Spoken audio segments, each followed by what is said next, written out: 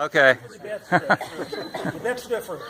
The bad stuff first. The bad stuff first. Oh. There are no bad things. It's all good. Oh. It's all good. Thank you, Josh. You're welcome. Let me just get the crowd here first. Everybody say hi to my mom.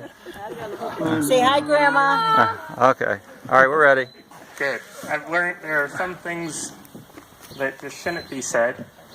Unfortunately, I normally find that out after I've said them, so we'll try to avoid that. So I'll start out, and then I'll invite everybody to come up and say something nice about Dad, or whoever's willing. I think What? T and Diane are here. I think I just... Why don't you go get them? You ready? I'm ready. It's going. Oh, Mom's leaving. Someone just came in, I think. Okay, so one good memory I have of Dad, and it's stuck with me for a very long time, was when we lived in Ottawa. Me, Seth, and Dad went for a bike ride down past the brick house. I don't know where we went, but we went for a really long bike ride and stopped, had pizza, got some Coke, which was a big deal back then to me, and we rode back. And that was one of my fondest memories of time spent with Dad. It's funny, those little trips that you take out of the blue really stick with you. Another thing I really admire about Dad is he's not afraid to stand up for what he believes in. And if you know Dad, you know that describes him to a T. But yeah, I know Greg Julius has something as well, so I'll open up the mic, starting with Greg Julius. And everybody who's willing should come up and say something.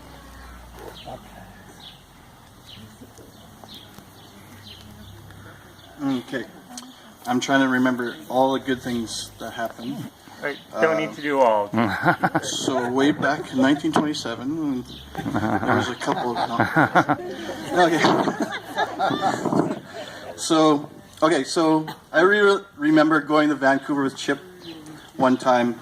This is kind of Chip's character to me a lot of the time.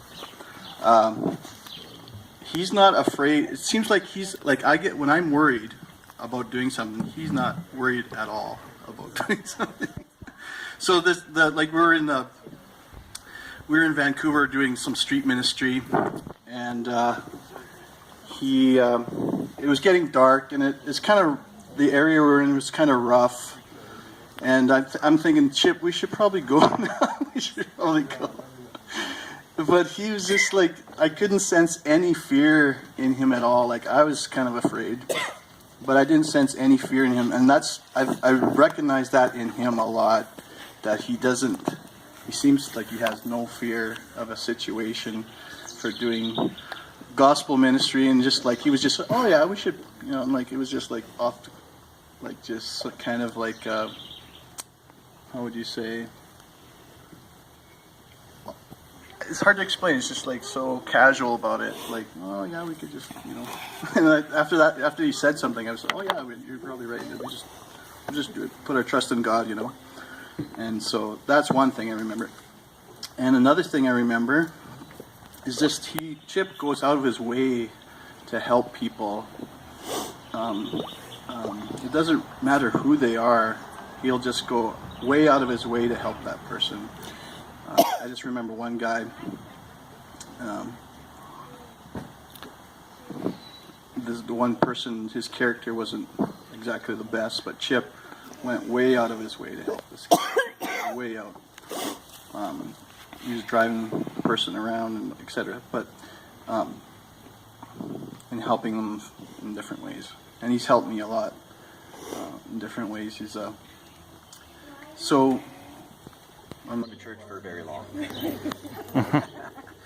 But anyway, I'm so thankful for the Weltons, especially for Chip, because they were an absolute breath of fresh air to our family.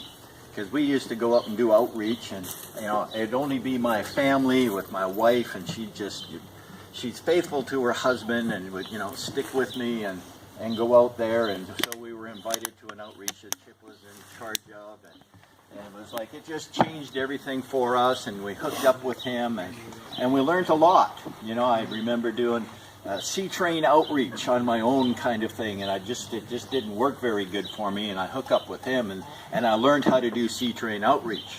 It was excellent, and you know, now my wife, she actually enjoys doing outreach, which is wonderful. And so he has had lots of input into our lives. Always a lot of fun.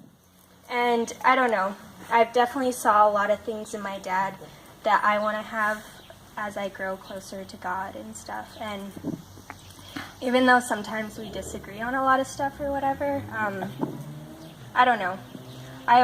He's always been a role model for me. And he's always, lots of people can say, like, I don't know, they haven't had a good dad or whatever, but I've definitely had a good dad. And it's definitely been a very good thing. And I love my dad a lot. Yeah. And it's been a good 60 years, I think.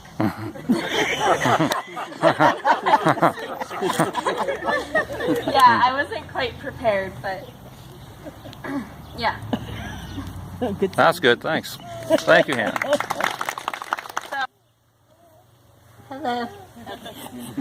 I guess a lot of people have gone up here and said that Dad is someone who has a very good character and he wants to live by God's law. And one thing that stuck out to me was my dad has always said his life goal is when he gets to heaven, he wants God to say to him, "Well done, my good and faithful servant." And I remember when I was first reading through the whole Bible, I was going through a lot of going through it, and one thing that stuck out through me as I was reading through verse after verse was how much my dad tries to live by what it says. Things I hadn't read before, I'm like, my dad does that. It just stuck out to me so much, so clearly, and I've always been able to respect that of him, that he wants to do what's right no matter what, no matter how hard it is or how much it stresses him out. He wants to get to the end and be told, "Well done, my faithful servant," and I can definitely see that in his life. Thanks. Hey, Rebecca. Can you hear me without the mic? Better use it. Good. Okay. I just want to say that I love my husband. He's been a wonderful husband to me. And one thing I have learned through our 50-some years, or 31 years together, is how much prayer makes a difference. We've been through some trials together where if we weren't committed to each other, we could have easily walked away. But being committed, I've never felt threatened from that. You've never felt threatened that he would leave me or anything. And we've worked through it, and we made it work. And we've grown closer because of that. But one thing I've really grown in is my prayer life. Because anytime we would get in a disagreement, first thing he would say, "Let's pray." You know, anytime we'd go through a trial, "Let's pray." You know, and that was his first response. "Let's pray together. We can get through this." So I've really seen my prayer life grow as a result of that. And a desire to pray, actually, you know, not just because it's a thing to do, but a desire to pray. So I thank you for that. And I thank you, you've been my rock. I thank you that you've been my lover. And I thank you that you've been my friend. And I couldn't have done it without you. And the kids wouldn't have been here without you. So you can't say he doesn't practice what he preaches, that's for sure. And growing up with him, he led by example, and you can think of tons of examples of him leading by example. Alrighty, Rose, would you like to come sing for us? Praise than when we first begun.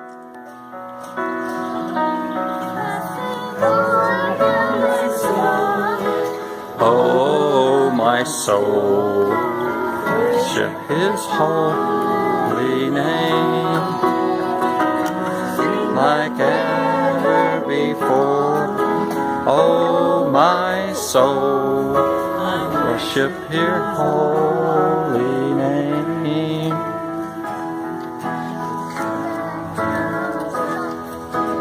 New day,